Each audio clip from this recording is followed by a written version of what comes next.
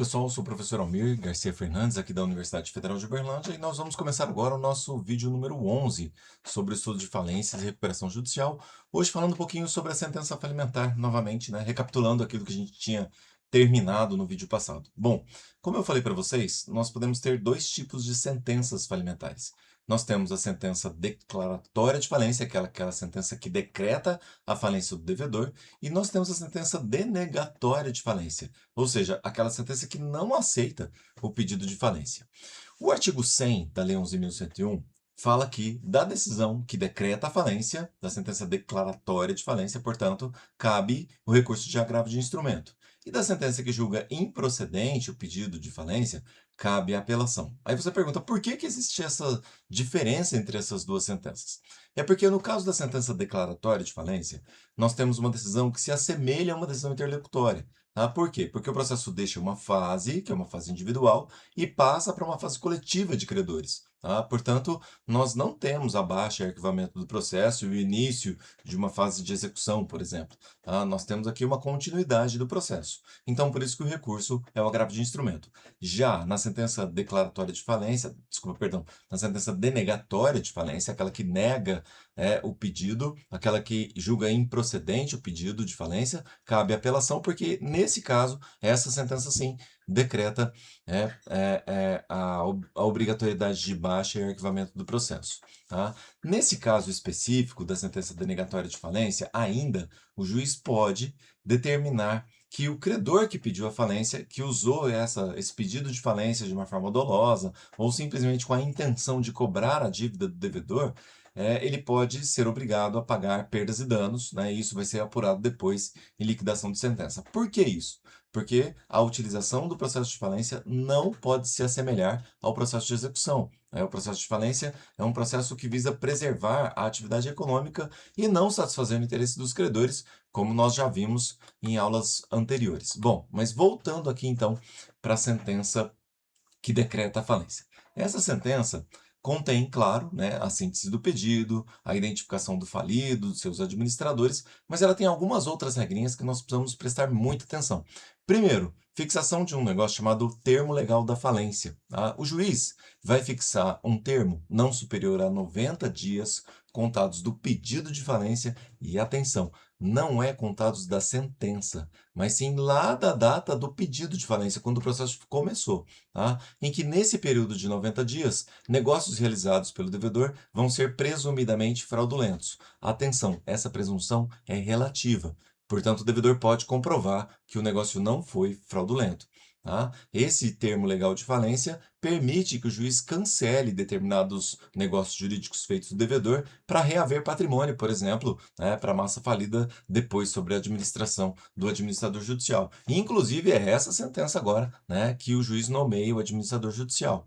Além disso, ele determina ao falido também que apresente toda a sua relação de credores, no prazo de 5 dias, né, para auxiliar o administrador judicial nesse processo, né? Determina também a suspensão de ações e execuções contra o falido e, atenção, não é igual à recuperação judicial. Nós não temos mais aquele prazo de 180 dias. Aqui, nós temos um prazo indeterminado, até que o administrador judicial comece, né, a alienação dos bens, né, comece a organizar todo o quadro geral de credores. Tá? O juiz deve proibir também a prática de qualquer ato de disposição ou oneração dos bens do falido, vai ordenar medidas para garantir o interesse dos credores, que pode até ser a prisão, por exemplo, do devedor, vai ordenar a junta comercial que proceda à anotação nos registros empresariais da falência, vai determinar a expedição de ofícios a diversos órgãos públicos, como a Caixa Econômica Federal, por exemplo, né, que não é um órgão público, é uma empresa pública, mas que fica na gestão do FGTS, né, vai manifestar, desculpa, sobre eventual necessidade de continuação de negócio de falido ou então da lacração de todos os estabelecimentos do devedor. Pode determinar a convocação de Assembleia Geral, né, para eleição de membros do Comitê de Credores e vai ordenar a intimação tanto do Ministério Público quanto das fazendas públicas, né, para eles tomarem conhecimento do processo. Nesse processo, depois dessa sentença, o juiz também determina aquele edital lá de habilitação de credores, né, que vai conter a íntegra da decisão da sentença falimentar e também a relação dos credores que já estavam indicados pelo devedor, que ele tinha 5 dias para apresentar, né? Então, aqui nós temos já aquele primeiro edital. O falido vai ficar inabilitado a partir de agora a exercer qualquer atividade empresarial, e isso vai durar todo o processo e depois até a declaração da extinção de suas obrigações. O juiz vai determinar o vencimento antecipado das dívidas do devedor e de todos os seus sócios ilimitadamente responsáveis, vai converter os créditos de moeda estrangeira para moeda nacional a partir dessa decisão. Bom, nesse caso, depois de todas essas publicações e informações da sentença, o juiz, como eu falei para vocês, tem que nomear o administrador judicial. E aqui tem uma atividade especial do administrador judicial que nós não temos lá na recuperação. Na falência, quando o juiz nomeia o administrador judicial, logo em seguida da assinatura do termo de compromisso, ele tem uma responsabilidade específica, que é a realização da arrecadação e custódia de todos os bens do falido. O que é isso? O administrador tem que ir até a empresa do devedor, verificar todo o patrimônio, identificar todo esse patrimônio, né, mesmo que não seja, né, que não esteja o nome do devedor. Tudo que está lá ele tem que indicar, né, informar a condição que esses bens estão e informar o valor para o juiz, né. Não são arrecadados bens absolutamente impenhoráveis, mas aí nós sabemos que existem muito poucos, né? São retratos de família, aliança, né? E também é importante nós lembrarmos que, se não tiver algum dos bens lá no local da empresa especificamente, se esse bem estiver fora da empresa, como caminhões, algum outro veículo, o administrador pode pedir prazo para o juiz para fazer essa arrecadação, tá? Ele vai informar todos os bens que estiverem em posse de terceiros para o juiz durante esse auto de arrecadação. No caso de bens imóveis, o administrador também tem 15 dias para juntar, além, né, da informação dos bens, as certidões de registro.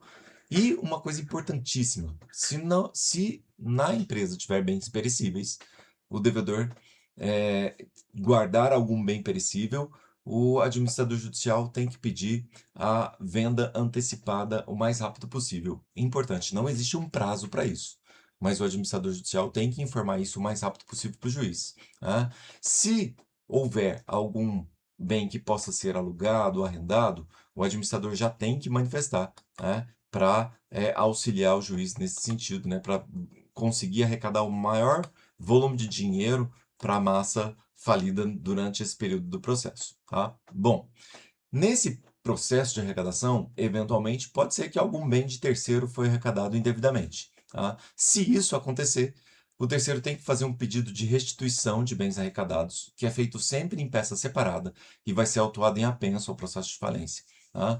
Além dos terceiros, também pode ser pedida a restituição de coisa vendida a crédito e entregue ao devedor nos 15 dias anteriores ao requerimento de falência, se ainda ela não foi alienada. Como assim? Não entendi isso.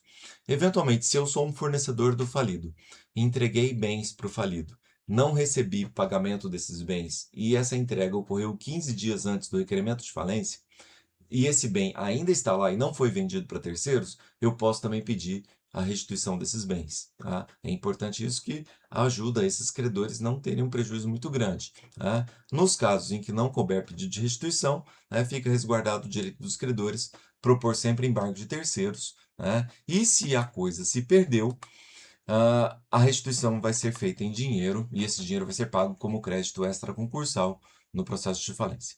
Uma vez decretada a falência, nós temos os efeitos dessa sentença sobre as obrigações do devedor, tá? A decretação da falência, então, sujeita todos os bens do devedor e os seus sócios, né? E os contratos bilaterais não precisam ser necessariamente revogados, tá? O cumprimento vai depender do administrador judicial manifestar se eles beneficiam ou não a massa. Mas que contratos são esses? São aqueles contratos que estavam em execução, tá? Aí o administrador vai manifestar se é importante mantê-los ou não. O credor pode, inclusive, exigir que o administrador declare, né, dentro de 10 dias, se vai continuar no cumprimento desse contrato ou não.